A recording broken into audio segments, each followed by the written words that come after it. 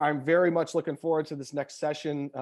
The Quality Industry Certifications Committee, led by David Wilcox as the chairman, and the guidance of Leo Reddy, and many of the members of that committee, have put together quite an extraordinary and extensive list of quality assurance guidelines for national industry certification bodies. So, we've released the document, and as many of you, I hope, have seen, and we will be really diving deeper into that of where we came to those conclusions, who was involved in those decisions, and kind of what are the next steps as to where we can go with that list. So, like I said, we'll be back in just a moment with the policy committee. Dave and Leo, I'm going to bring you guys to the forefront here, just as we get going. Can you hear me, Spencer? I can, yes. Leo, Okay. we're going to bring you in too. I'm in also, I think, Spencer. It's Leo. You're welcome. I'm just, as the policy committee comes back in, I just want to give one more time, just, thank you everybody who took part in the workshop. John, if there's one takeaway that you want to give away from this policy committee before we hand it off to Dave and Leo here, what do you got for me? If John Stanford is, I'm not sure if he's back in yet. Brian, no, not back in. Brian, I'm gonna pass it to you, since you're the chairman of the board or the committee there. Yeah, you're punishing those of us that leave our camera on, Spencer. Yes, that's how it works in school, So. Yeah, I see how that works.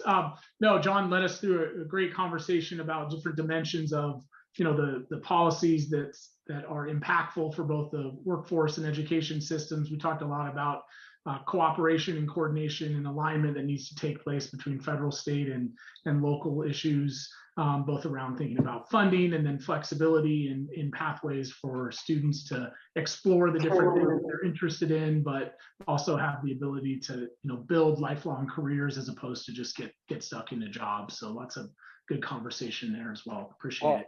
Yeah, I appreciate it. Everybody in the thing, I appreciate your engagement and your ability to converse. And Amanda and Steve, thank you so much for your engagement and participation as well. We appreciate your organizations.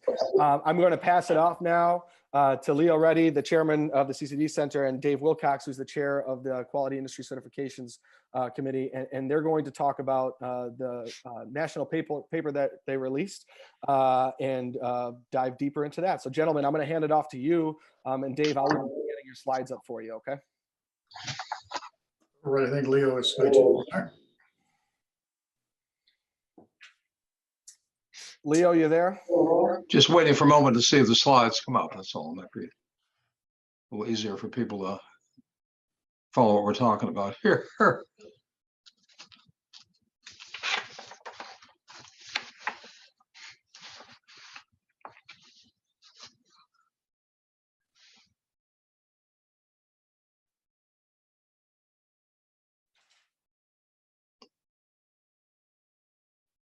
That's it. Fine. Thank you very much. Maybe Spencer, if you'd go to the next slide. I'm going to give a little conversation. I'm going to start off the conversation with this topic. I must say, listening to the conversation so far today has been fascinating conversations. There have been frequent references to certification certificates, particularly certifications of value, certifications in demand, all those terms. And we agree with all those things. And in our white paper, we specifically say that all students should have access to high quality industry certifications. There's a lot of terminology and nomenclature, but in the real world, what we really have out here is kind of a Wild West, if I can use Roy Swift's term for it. Certifications have become more and more popular. They're recognized by helping people to get ready for work without having to go to a 2 or 4 year college and all kinds of things. And there's interest also in the Hill, very strong interest in modifying Pell so that people can get access to Pell funding for a non-degree credential, which would be quite a change also and really open up credentialing to millions of people. So there's reasons why they're growing in popularity. I was also interested in reading the President's American Families Plan, which has quite a lot of detail in his education initiative, where he equates certification with degrees. post-secondary certification certificates and degrees. So again, another example of the fact that certificates have come to the fore. But for people who've been in this business a long time, you know, and who really know all the different programs involved in this, we think it's really become urgent to really put some meaning around this concept of high quality credentials. We're still working in the world where we have credentials engine is talking about hundreds of thousands of credentials. You go to the Department of Labor, and they're talking about 5,000 or 6,000 industry certifications. But given this center's particular focus on the student finding a career pathway and advisors who are advising these students, these tools I can't be convinced are useful. How can you just tell advisors there are hundreds of thousands of credentials, or tell students there are 5,000? Where are they going to go to find out more information? How do you find out what the quality is of these different things? A lot of these other regimes don't really have any meaningful quality criteria whatsoever, as in Credentials Engine, and very, very weak also in the career pathway. So what we decided to do as an industry-led group was to get industry back into this picture. And we remembered, and certainly from my own experience, that under the mid-1990s National Skills Standards Board, the whole thing was certainly guided by the board in terms of the methodology, the nomenclature, but the content was 100% industry. 100% industry. No one was allowed to define anything in terms of a standard, for example, it wasn't defined by industry. And people in industry are doing the frontline work. The credential, the whole idea of the certification was defined entirely by industry. So we thought there was time to get industry back in the saddle. And an ideal person to help us do this was Dave Wilcox, who's a very well-known figure in this whole world and was at one time the deputy executive director of the National Skills Standards Board. So with Dave's help, we managed to pull together a committee of about 20 of the country's leading national experts from industry, all 100% industry people, to re-examine this whole thing and see if we couldn't come up with some clearer criteria. So when we say high quality industry certification, and we focus on certification specifically, not micro badges, not certificates, just strictly industry certifications, not degrees. What are some reasonable criteria that industry would establish? And that was kind of the rationale behind this. And the result was that we did succeed in pulling together a marvelous committee of really very, very strong people in this field, first-class experts, many with quite different views. So it's a kind of a great example of how you can get a group of people to work together to form a consensus. It took a few months to build the consensus. A lot of conversations behind the scenes went on in this whole process, but we did come out and we were successful in identifying the 12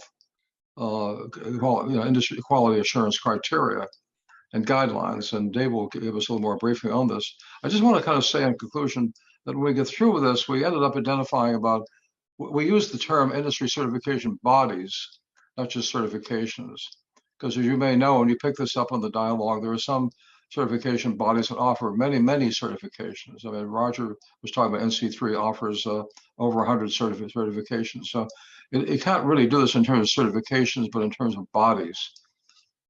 So this was successful, and from these 53 bodies, and then we aligned them against the NAICS codes of 20 sectors of industry sectors of the economy.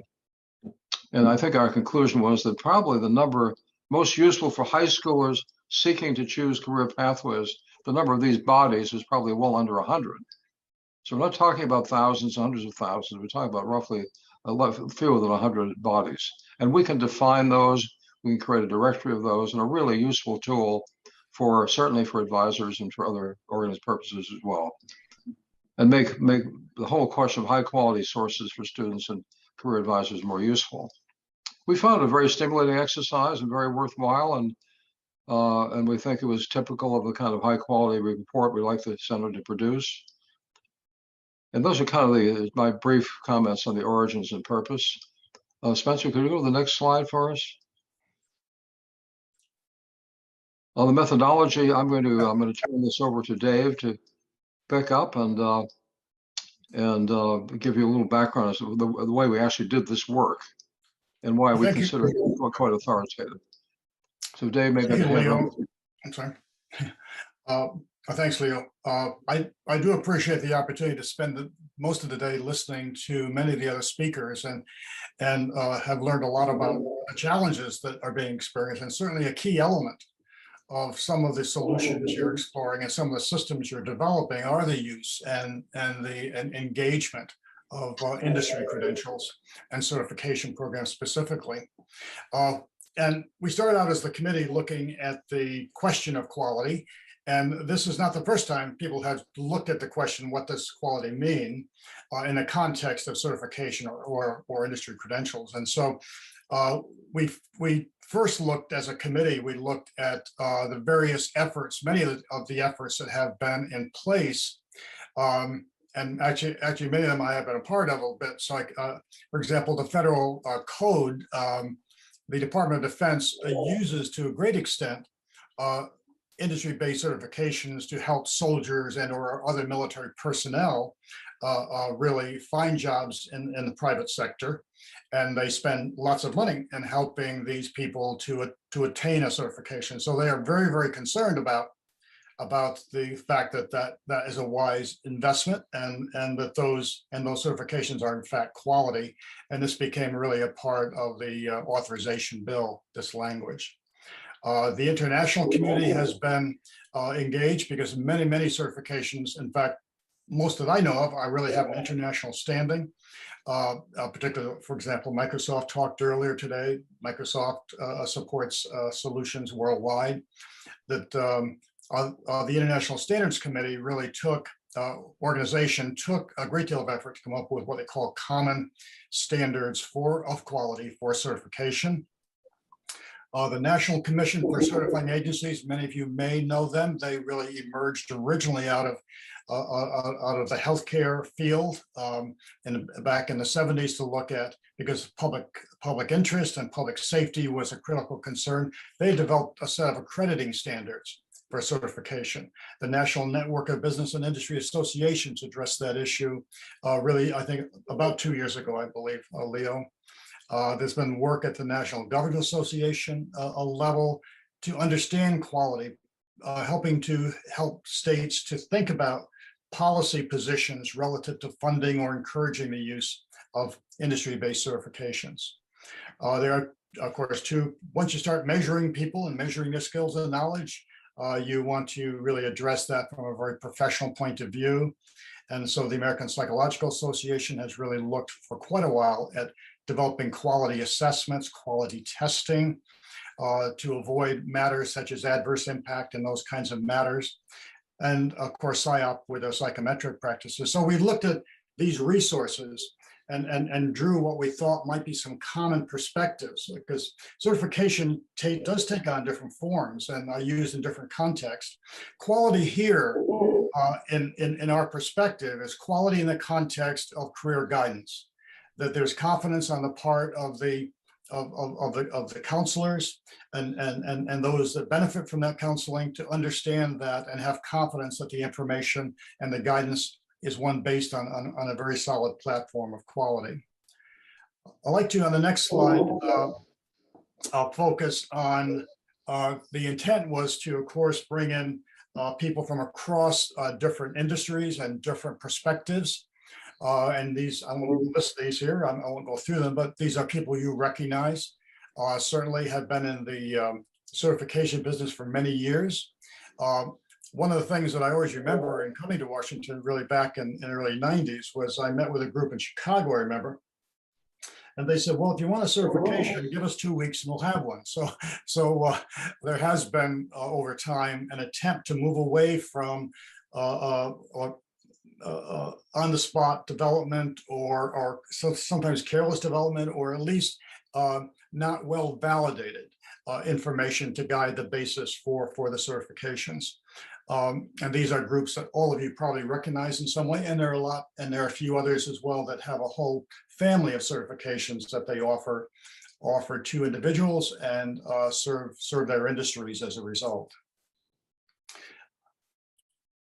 As Leo mentioned, coming out of this discussion, which took several months, and there are different perspectives. I mean, this is not this is not a topic that is always simple, as most topics are not. Once you dig, the deeper you dig, the more complicated it becomes sometimes.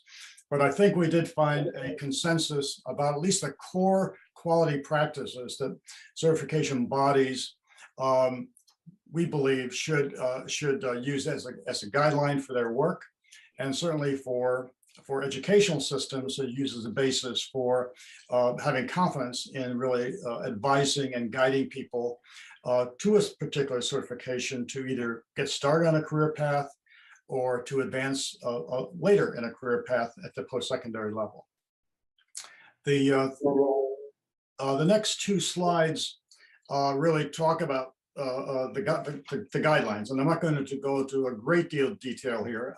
You can thank me. This was last session of the day, so you want to certainly, but I'll give you the highlight theme really of the guidelines is, and this is something that the National Skills Standards Board really stressed really directly, is that the basic core underlying objectives and data that really are the basis for the certification program are built on fairly rigorous protocols, and certainly are industry-wide validated. In other words, they're not defined for a region, for a locality. An example from my own experience here, we had worked with a state a number of years ago that had 28 community colleges, each one of them having an IT program at the associate level. And when we looked at it, all 28 had different learning outcomes. So as an employer, I have no idea what you mean by that degree. What the certification program does, there are certainly local efforts and to expand around this certainly, but with a certification, there's some assurance, at least the core data and core learning that comes out of the program is one that has recognition nationally and across the industry. That and so the first, let's stay with the first page again, Spencer, so just make sure I cover it. So, and of course, assessment protocols. Certification probably has a bit of a tilt towards the validity of the assessment as much as it is the learning protocol behind it. So when you get into assessments and how to measure validated standards and objectives, there's a science to that, and there are practices there that are well known, and they're in place for several reasons. One, to assure that that they're fair and reasonable, and they minimize any kind of group bias in those that really attain that credential. As was mentioned earlier today, that knowledge is rapidly changing. The pandemic is probably accelerating trends already in many occupations.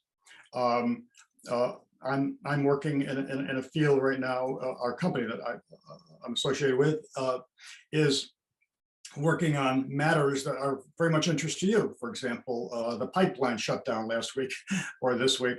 We're working on kind of mission critical infrastructure protection and their certifications in that business. And so you would certainly want any body that offers certifications to assure that their knowledge and the foundational measurement is continuing to advance and to track closely the changes in the related industry which they represent.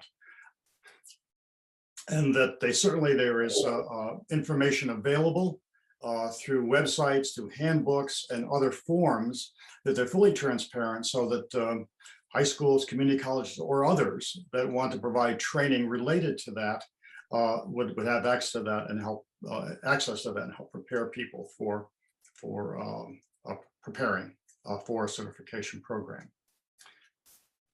I think they're all kind of reasonable. They're all based on tested practices. And let's move on then to the second grouping there, Spencer. Make sure I'm staying on my timeline here.